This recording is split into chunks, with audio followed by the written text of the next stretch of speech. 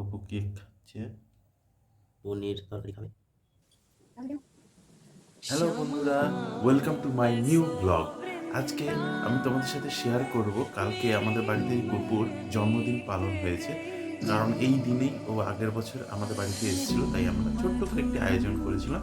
সেই ব্লগটাই আমি তোমাদের সাথে শেয়ার করছি। তোমরা এনজয় করো ভিডিওটা, এবং ভালো লেগে থাকলে অবশ্যই কমেন্ট করবে, লাইক এবং সাবস্ক্রাইব করতে ভুলো না। তো বন্ধুরা, দেখতে পাচ্ছ আজকে গোপালের জন্মদিন, তাই ওর জন্য নতুন ড্রেস আনা হয়েছে। গাইজ দেখো, গপুকে ড্রেসটা পরে কত সুন্দর লাগছে। তারপর গপুকে মালা পরিয়ে দেওয়া হয়েছে, আর একটি ক্যাডবেরি দেওয়া হয়েছে ওর হাতে, যাতে খায় সেটা। ঠিক আছে, দেখো কত কিউট লাগছে গপুকে দেখতে, খুব সুন্দর লাগছে এই ড্রেসটি পরে। আজকে সবাই তাই ভাবলাম গপুর জন্য কিছু স্পেশাল কিছু করা যাক, তাই পনির নিয়ে এসেছি। আর এদিকে মা ততক্ষণে ফুলকপিগুলো সিদ্ধ করে নিচ্ছে, আলুগুলো ভাজতে হবে, পনিরের একটা তরকারি করা হবে, এবং কেক থেকে এইসব যাবতীয় তৈরি করা হবে। কেক তৈরির জন্য চিনি এবং সুজিটা কি আগের থেকেই ভিজিয়ে রেখে দেওয়া হচ্ছে, যাতে চিনিটা খুব সহজেই গলে রয়ে যায়। কারণ আমাদের মিক্সার গ্রাইন্ডার নেই, তাই চিনিটা গুঁড়ো করা যাবে না, সেই জন্য আগে থেকে ভিজিয়ে রেখে দেওয়া হচ্ছে। জন্মদিনে পায়েস মাস্ট, তাই গপুর জন্য পায়েস পুরো রেডি হয়ে গেছে। তো বন্ধুরা, দেখতে পাচ্ছ পনিরের সবজি প্রায় হয়ে এসছে, এটা পনিরটা দেওয়া বাকি খালি। তো বন্ধুরা, দেখতে পাচ্ছ কেক প্রায় রেডি হয়ে এসছে, দেখে খুব ভালোই মনে হচ্ছে। এরপর গোপালের জন্য লুচিবেলা চলছে। ভোগ রেডি হয়ে গেছে।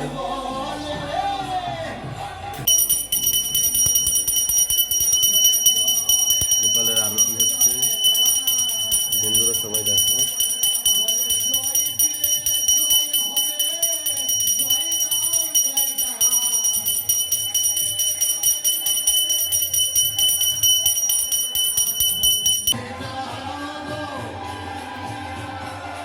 গোপুকে জল খাইয়ে দিচ্ছে।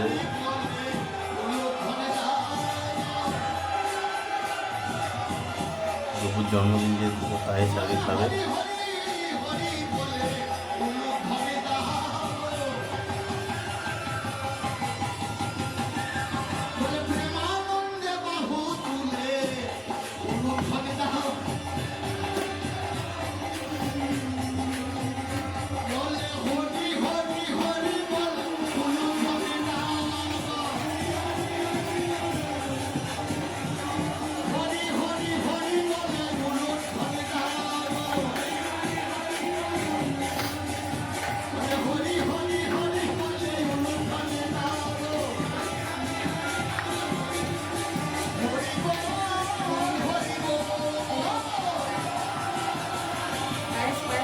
পায়েস খাইয়ে গপুকে পায়েস খাইয়ে দিচ্ছে,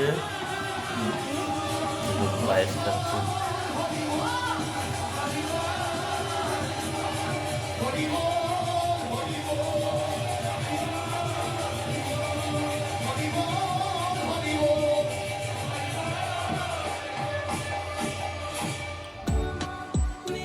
তো বন্ধুরা, এবার কাতু খাবে।